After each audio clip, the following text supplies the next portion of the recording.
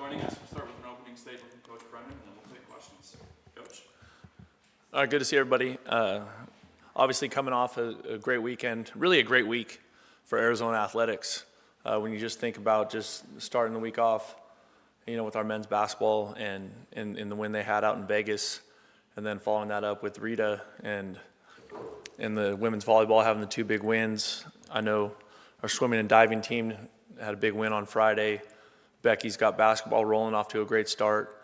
And then, I think finishing up with us over the weekend was just, it was a great day. It was a great homecoming, great celebration. Great to have a lot of our former players back here in Tucson.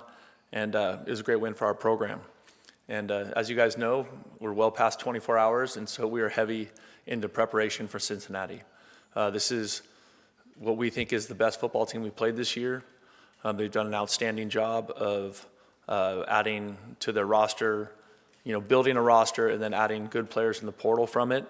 The quarterback is the best quarterback we've seen so far. He's a really, really clean passer, and he's extremely athletic. They've got this is the best team, the most team speed I think we've seen. And so just an incredible challenge for us in all three phases, going on the road, playing a very, very good, and a first place team in our conference. So we got a lot of work to do. The players are really, really excited about getting back in the facility and getting back to work and putting together a plan to go play good football in Cincinnati this weekend. I'm ready for your questions. Thank you, Coach. We'll start with Justin and then Mike. So Quincy Craig was just named. Is that a Spice Girls t-shirt? It is. It's just my man. Let's go. Yeah. yeah. Sporty Spice. There you go. Everyone's got their favorite. So Quincy Craig was named Big 12 Offensive Player of the Week. After just kind of reflecting on how he performed, what made just his performance so special? Well, I think you guys asked me the other night about just the rotation at running back and that part of it. I think if you're going to have a good football team, you have to have more than one. That position, they take such a beating, and having more than one has benefited us throughout the season because there's been times where players at that position have been nicked up or been dinged up in some way. So it was awesome to see Quincy do that. I think that's one of those things that also speaks to a really good evaluation of him through the portal process and a good recruitment. And then I think Coach Carter and Coach Moival have done a great job, helping him grow and develop in his role. And then, that kid, if you spend any time with him, he just has great energy. He's got a huge smile. He plays with a lot of enthusiasm, a lot of joy. He's really been a great addition to our football team. Michael and Troy. I also have a Quincy Craig question. His first touchdown, very athletic play and reaching the ball over the pylon. I've heard some coaches say that they kind of ban players from doing that because they feel so do we. Yeah. Is that what you're asking? So do we. Well, just given whatever your stance is, and then when you watched it, what did you think of that? I thought it was an incredible play. I thought we absolutely needed it in the moment of that game, and so it was really valuable. It's kind of like, the head coach going for it on fourth down and getting it or not getting it, right? Like if you get it, everyone's like, great call. If you don't get it, everyone's like, you're an idiot. It's just the way it is. And so it's kind of a result thing. The devastation would have been had that ball gotten knocked out and been a touchback for Kansas, right? And we've seen that multiple times happen this season. So that is not something that we encourage. But it was a hell of a football play. Troy and then Chris. Just the progression of the offensive line from the first half to that, really the final drive, and then Matthew Otto having to come in and play big-time snaps there down the stretch. Yeah, I think that's always, when you get into a game, you go into a game with a game plan, but you don't always know exactly how that's going to show up until you start playing, right? And I thought those guys did a nice job of settling in, and then finding some run game there in the second half was really, really valuable. And I thought Matt did a great job. I think he did a great job going in there, especially on that last drive, playing with huge effort and physicality. And obviously we needed that because, that was the situation in that moment where that's what we were kind of being given, and we took advantage of it. And, it all happened because of those big boys up front. Chris and then David. You just touched on it in your opener, and something that Danny has talked about throughout the season is just sort of the momentum when the football team is playing well, and when the men's basketball team in particular is playing well. The the momentum that creates throughout Arizona athletics, and do you just feel like there's a sort of palpable buzz or energy on campus in Tucson right now with so many different athletic teams performing well? Yeah, absolutely. I think it's so important, and I think it's really critical at an institution like this that is in a city like Tucson, and there's no pro sports franchises, and you're not sharing that market with, the last job I had, we had the 49ers and the Warriors and the Giants and the A's and the Earthquakes, and like there were so many, and then there's other universities, right? Where with this one, this thing is so unique that way. So there absolutely is a ton of enthusiasm. I think that's really a special thing about this place is just the relationship the city of Tucson has with the university. And when our sports teams are playing well, it's exciting because it really is, everyone always says it's the front porch of the university, and it is, because it is really public. And so the success or the failure of your sports programs is a really public thing. And when people are playing well and doing good stuff, it's exciting for everybody. David and then Damien.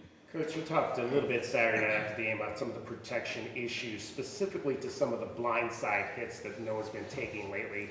Where would you like to see that shored up better, and what are some of the things you guys are trying to do maybe to protect him in terms of calls and that type of thing where he doesn't maybe take some of those shots? Well, what I'm not going to do, David, is give you the game plan for Cincinnati.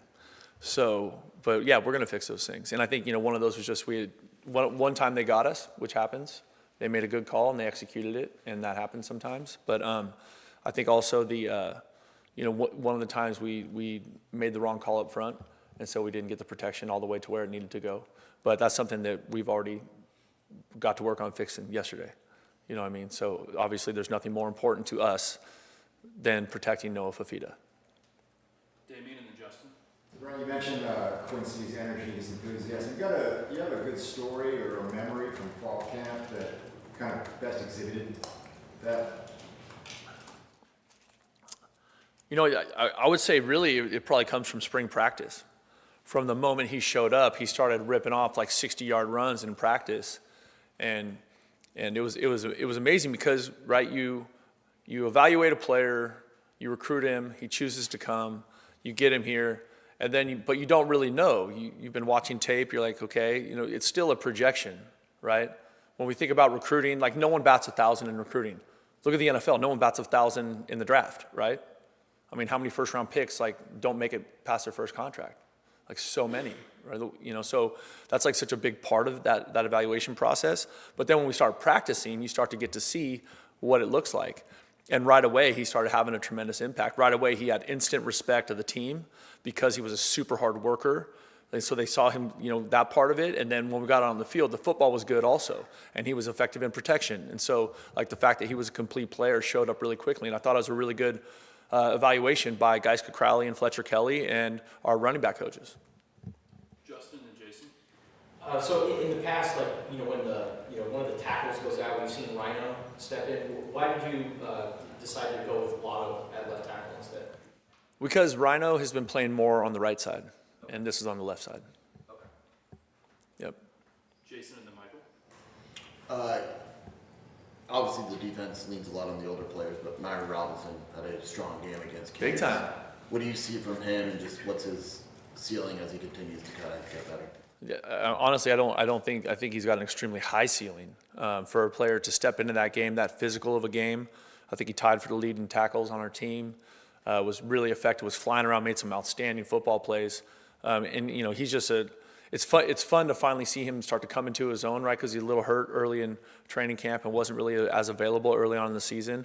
And it's exciting to see him, getting more and more comfortable, because part of it also when you miss all those reps is you miss all the schemes, like you miss all the time in the scheme, I guess is a better way to say it. And so the opportunity for him now the last few weeks, last month, to get more and more comfortable, to earn a little bit more playing time, to make some mistakes, to recover, to learn, right? And then to get out there and play last weekend was really fun. Michael and then Troy. Very quickly in your post-game message to the team, you pivoted from "this is great" to "I'm not satisfied with 6 wins," and I guess hope you guys aren't either. Why did you feel like that was the message that you wanted to convey? Because I think when you start a season, at least in my head, like the first thing you want to do is like, how fast can we get bowl eligible, right? Because you know that when you get to the postseason, you're going to get a chance for an extra spring practice, basically, right? depending on when you play, how many games you win, you can get 2, 3, 4 weeks of extra practice. Well, that is incredibly valuable for the team, for the freshman that just got here in June, or for, for like that part of it is so critical. And so knowing like that's really important. But then you don't want that to be the goal. Like that wasn't the goal when we started in the fall. The goal wasn't to just get to a bowl game, right? And so now we're in a situation where we have 3 big time games coming up, 3 excellent opponents, right? And 2 of the 3 are on the road. So incredibly challenging things. So how quickly can we enjoy this moment? Yes, it's awesome. Yeah, hell yeah. We're so excited. But when we show up tomorrow and we get past this film, we are now diving headfirst into the game plan and the process to prepare for Cincinnati. Troy and then Brian. Kind of looking at Cincinnati, Cyrus Allen, just the pressure he's able to put on a defense, leading them in not only yardage but touchdowns as well. Yeah, he's the best receiver we played against. He is excellent. Just a great combination of speed and talent, his ability to finish. He's tough. They've done an awesome job. And like I mentioned earlier, when you have somebody delivering the football with the accuracy and the confidence that Sorsby is, that they present a real challenge that way.